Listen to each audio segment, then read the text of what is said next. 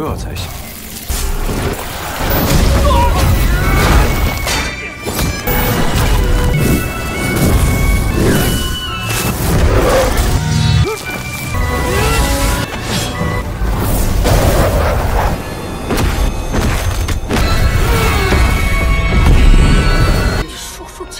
Hai sahabat Hansi Film, gimana kabar kalian hari ini?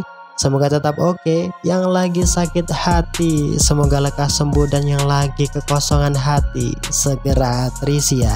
Agar hidup tetap enjoy, jangan lupa bersyukur dan tetap full senyum di sepanjang hari.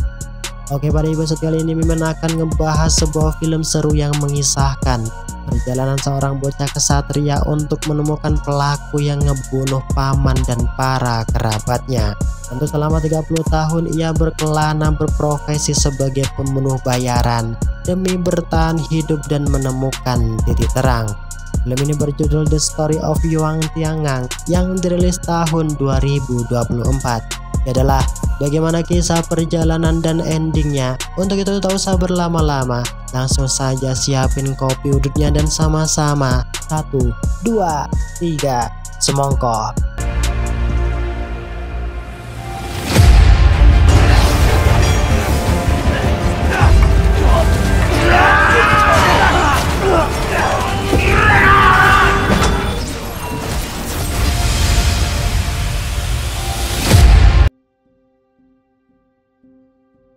Film dibuka dengan disuguhkan sebuah narasi yang mengatakan jika Yuan merupakan anak kutukan surga, yang mana sejak dari lahir kedua orang tuanya dibunuh.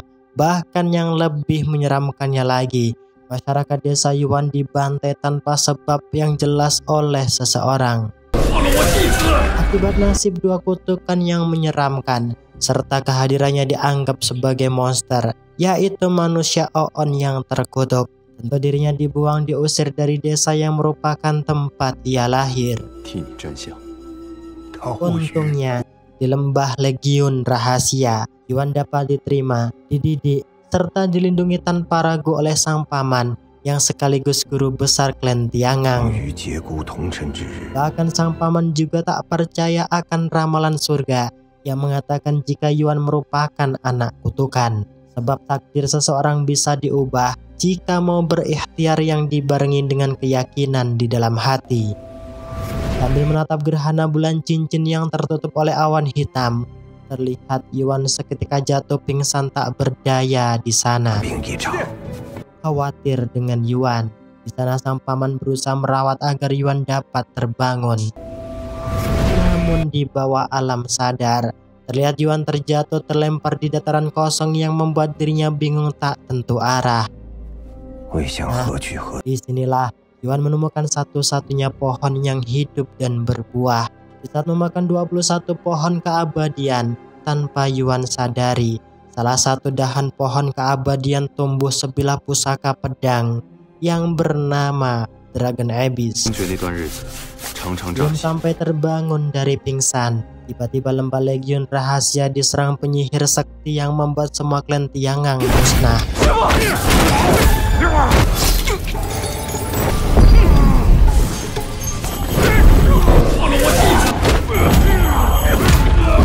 Dengan kesaktian tongkat jenglot penyerap darah, terlihat guru besar klan Tiangang tak mampu menandinginya. Tentu, kehadiran penyihir tersebut tak lain dan tak bukan untuk merebut dan mengambil pusaka pedang Dragon Abyss yang berada di tangan sang paman. Mengetahui bahwa pusaka pedang Dragon Abyss menyimpan kekuatan besar, sang paman tentu memilih mengorbankan nyawanya daripada memberitahu keberadaan pusaka tersebut pada si penyihir. 1 bulan setelah terbangun dari mimpi, terlihat Yuan kaget melihat kondisi lembah Legiun yang tak lagi berpenghuni. Bahkan ia menerima kesedihan yang bertubi-tubi setelah melihat batu nisan yang tertuliskan nama sang paman dan para kerabatnya di lembah Legiun. Di titik inilah Yuan bersumpah akan menemukan dan ngebalas orang yang telah membantai semua keluarganya. Meski di titik ini Yuan belum tahu siapa yang melakukan pembantaian dan orang yang menguburkan jasad sang paman dan kerabatnya. untuk menentang dan mengubah takdir, Yuan mulai menjalani hidup penuh introvert dengan profesi sebagai pembunuh bayaran.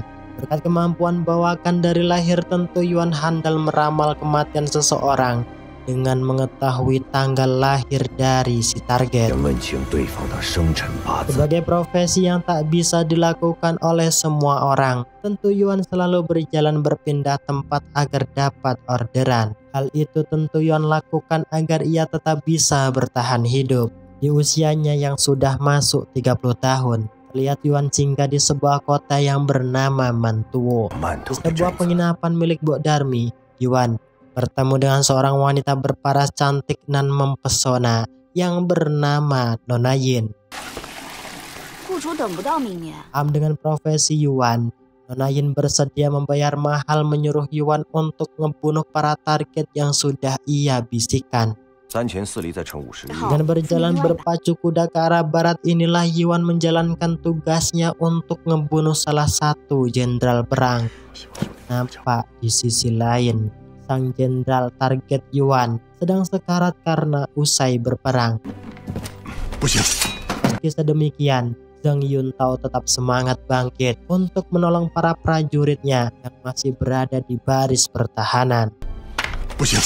Namun siapa sangka, Yuan seketika datang memanggil Zhang Yuntao dengan keras, yang membuat salah satu prajurit elit maju melesatkan serangan ke arah Yuan.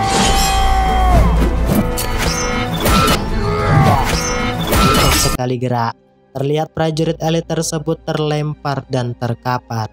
Zhang Yuntao yang tak ingin prajuritnya tewas, di sana ia memerintahkan semua prajurit untuk kabur tak ikut campur dalam urusannya.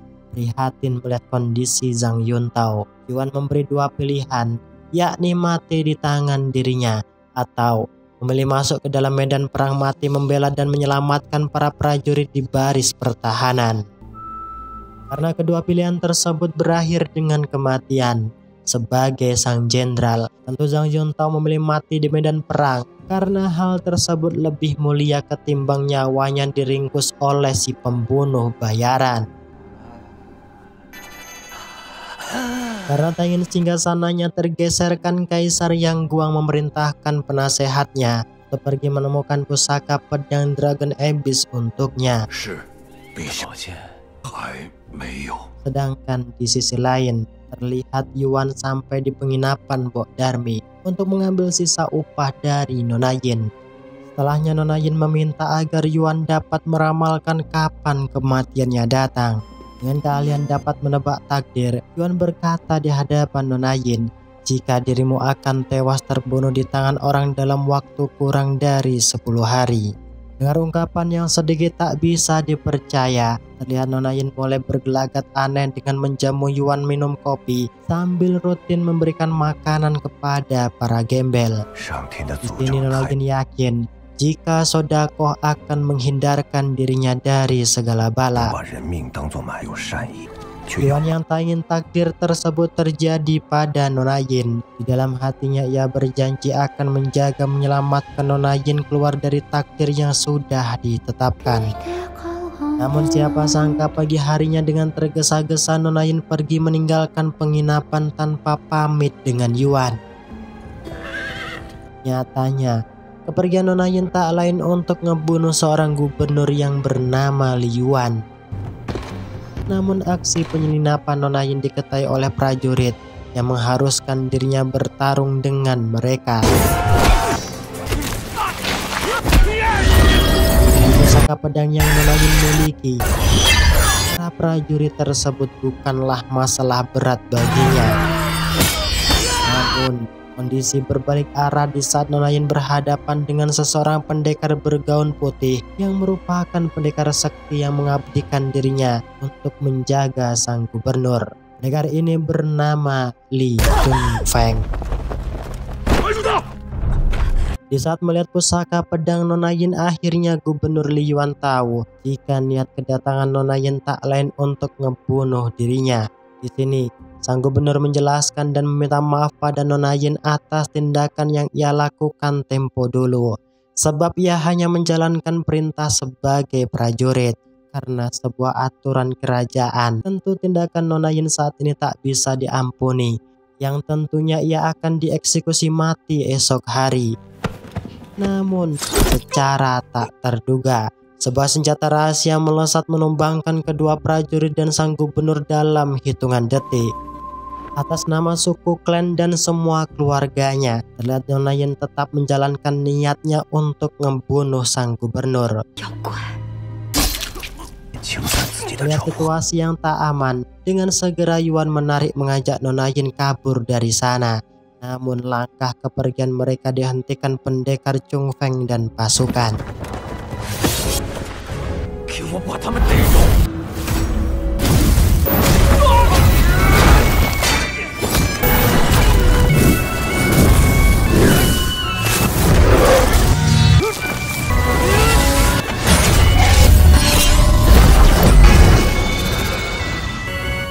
Dari perduelan yang sengit, terlihat ilmu budidaya kungfu yang mereka miliki samalah kuat.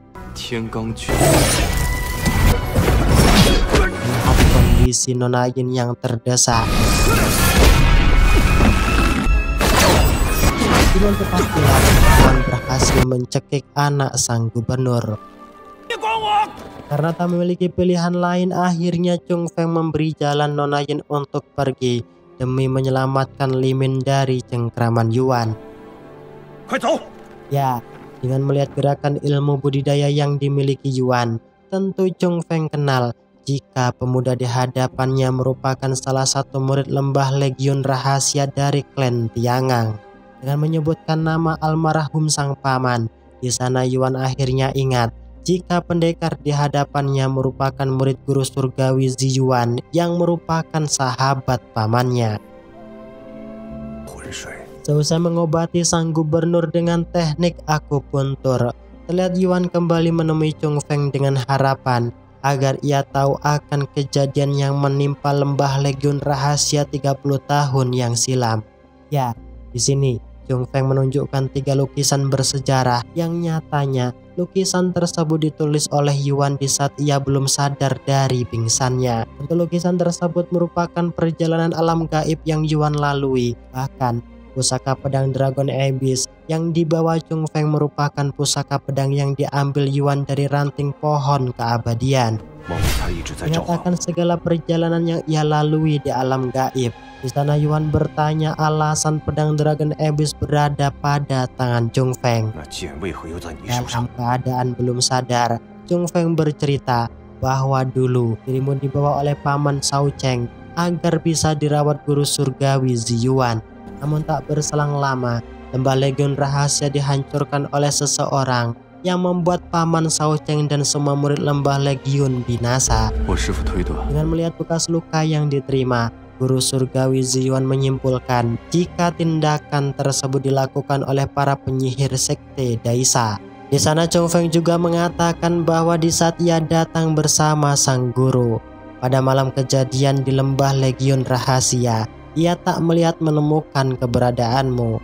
Dengan hal tersebut, Yuan menjawab bahwa pada saat itu ia bermimpi pergi di sebuah gua kuno dan terbangun sambil berbaring di atas batu.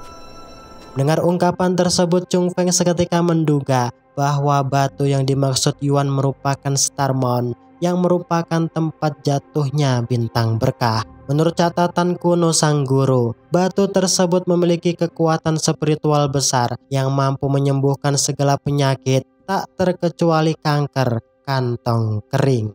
Tak mau ngebuang waktu cukup lama, Chung Feng meminta Yuan agar bisa menunjukkan tempat gua yang dimaksud, dengan harapan agar Gubernur Li Yuan dapat terselamatkan. Sebab Chung Feng yakin jika Gubernur Li Yuan merupakan kaisar yang ke-21 yang dipilih surga untuk mengakhiri kekacauan yang terjadi saat ini. Meski sedemikian, Yuan tetap akan pergi menemukan sekte Daisa, membalaskan dendam atas kematian sang paman. Serta ia juga akan pergi menyelamatkan Nona Yin dari cengkraman sang malaikat pencabut nyawa. Mengerti jika takdir kematian tak bisa diubah, Chung Feng berkata di hadapan Yuan, jika tindakan yang hendak engkau lakukan hanyalah membuang waktu sia-sia. Sedangkan di sisi lain, di sebuah camp, kita diperkenalkan sosok penyihir sakti kerajaan yang bernama Yuanji. Di sini Yuanji berniat hendak melakukan kudeta untuk mengambil alih posisi kaisar saat ini. Di sini kita diberitahu bahwa Yuanji juga merupakan salah satu anggota sekte Daisa yang mumpuni dalam bidang sihir dan perkelenikan lainnya. Dari kemampuan ilmu sihir serta tongkat jenglot penyerap darah, terlihat dengan jelas bahwa Yuanji merupakan pembunuh paman Shao Cheng, guru besar lembah Legiun Rahasia. Di waktu yang bersamaan terlihat Nona Yin sengaja datang menemui Yuanji dengan maksud meminta agar dapat membantu menyelamatkan seseorang. Dengan imbalan, ia akan memberitahu keberadaan pusaka pedang Dragon Abyss padanya. Setuju dengan hal tersebut, terlihat Yuanji dan pasukan bergegas pergi menuju kediaman sang gubernur. Namun setelah melakukan penggeledahan, terlihat mereka tak menemukan batang hidung si Chung Feng. Dengan kekuatan sihir tingkatan tertinggi, Yuanji menyuruh salah satu muridnya membaca mantra melacak keberadaan sang gubernur saat ini. Dan benar saja, tanpa waktu lama, murid Yuanji berhasil menerawang keberadaan sang gubernur, yang mana saat ini mereka sedang menuju di sebuah tempat yang bernama Gunung Qi. Meski di dalam hatinya tak yakin, terlihat Yuan menghantarkan Chung Feng menuju gua batu Starmon guna menyembuhkan sang gubernur yang belum sadarkan diri. Namun terlihat usaha tersebut nihil, nampak sia-sia, sebab tak ada reaksi serta tanda-tanda sang gubernur membuka mata. Dalam kondisi yang cemas inilah, dengan tiba-tiba para pasukan Yuanji datang mengepung mereka. Melihat tindakan Yuan yang berpihak pada sang gubernur, tentu Nona Yin sangat kecewa padanya. Atas rasa kecewa yang mendalam itulah, ia meminta pada Yuanji untuk menghabisi mereka semua.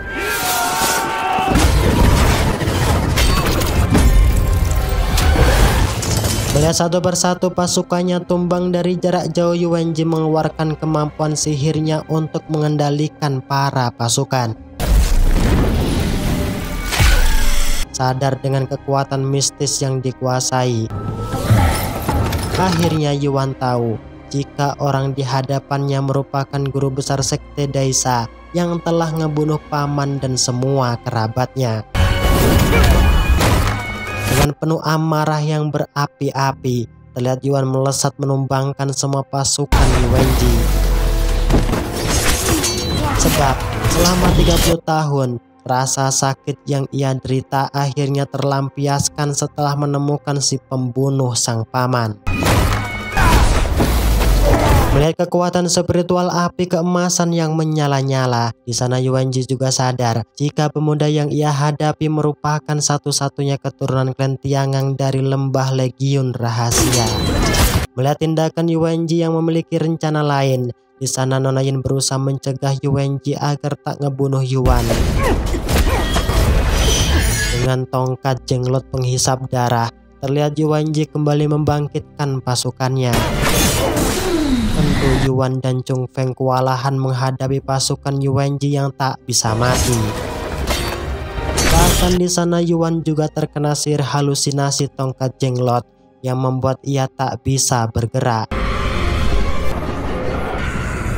Melihat tindakan yang membahayakan, Nona Yin berusaha melesat menebas tongkat jenglot guna menggagalkan guna-guna sihir Yuanji. Namun dengan naas, Nona Yin tewas di tangan si penyihir kampret tersebut. Tak mau menyia-nyiakan kesempatan emas, Yuanji dan murid setianya pergi dari tempat tersebut sambil membawa pusaka pedang Dragon Abyss. Setelah sadar, terlihat Yuan sangat terkejut melihat Nona Yin yang sudah terkapar tak bernyawa. Yang di waktu bersamaan, sang gubernur juga dapat tersadarkan berkat kekuatan spiritual bintang berkah. Tentu, di sini Yuan sangat terpukul, kehilangan dan tak bisa melawan takdir menjaga Nona Yin dari maut.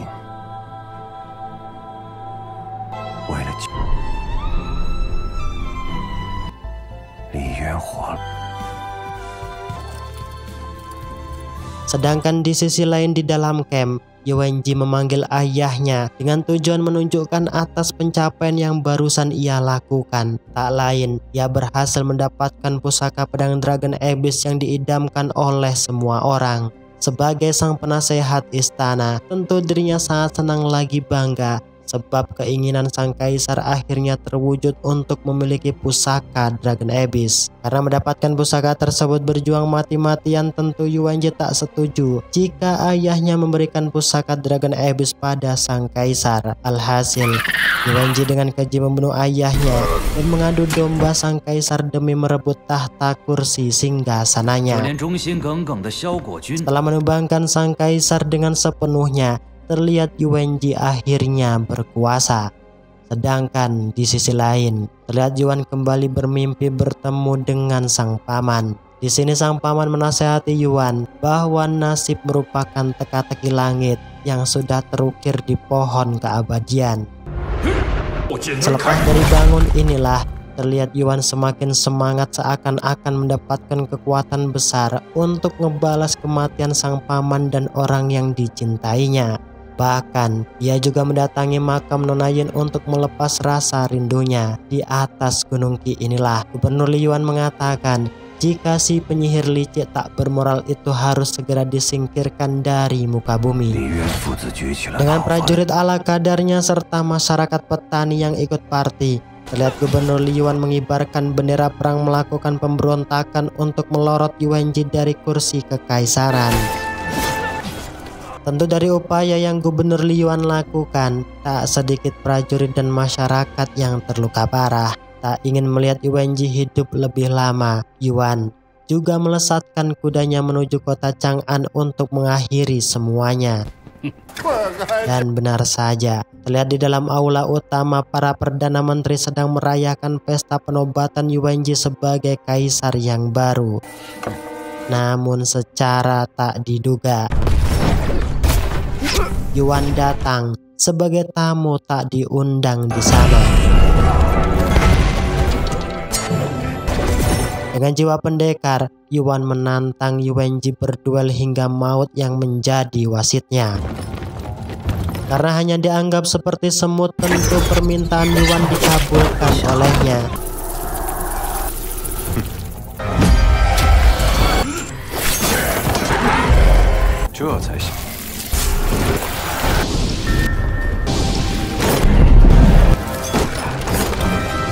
Di sini terlihat dengan jelas bahwa kekuatan Yuan bertambah kali lipat dari yang sebelumnya.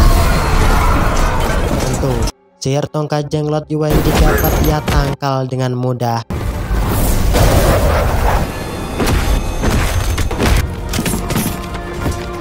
Yang pada akhirnya, tinjuan bogem petir emas pun melesat, yang membuat Yuanji pun tumbang.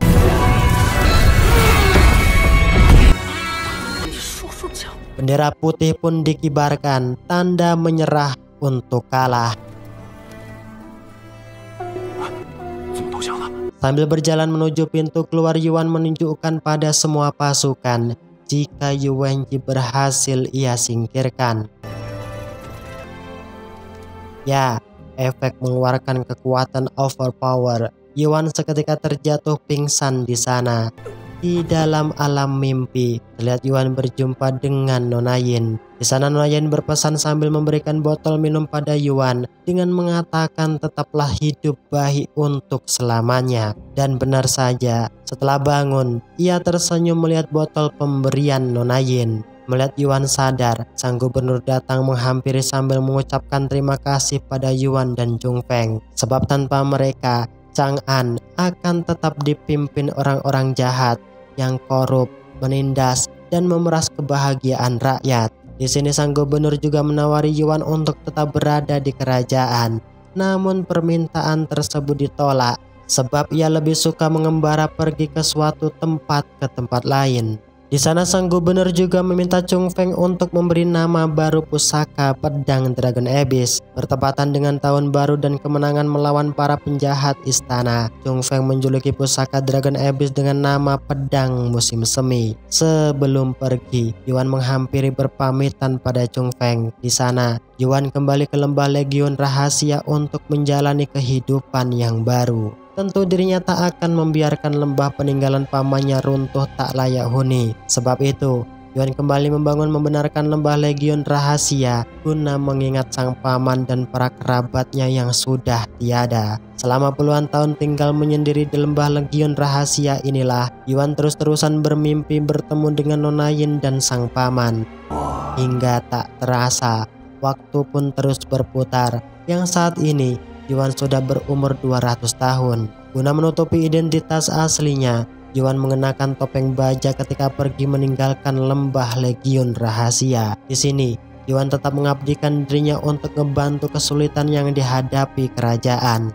Karena kondisi dinasti Tang berada dalam ancaman, Li Min menyerahkan pusaka pedang musim semi pada Yuan agar Yuan dapat menemukan seseorang yang layak untuk menerima dan menggunakan pusaka pedang musim semi. Tentu mandat misi Yuan sangat berat sebab ia harus kembali berkelana mencari seseorang yang berpotensi mampu berlatih ilmu pedang Dragon Abyss. Dan di saat inilah hal yang tak pernah diduga-duga pun terjadi, yaitu film pun berakhir. Oke, terima kasih untuk kalian yang menonton film ini sampai selesai. Cahaya hitam akan kalah dengan sinar putih. Sinar putih akan sirna dengan cahaya biru. Yang pada intinya, tetaplah menjadi manusia yang bisa memanusiakan manusia. Yadalah, saya Minasi Film pamit undur diri karena mau ngebayar utang di warung Mbok Darmi. Saya Minasi Film, bye-bye.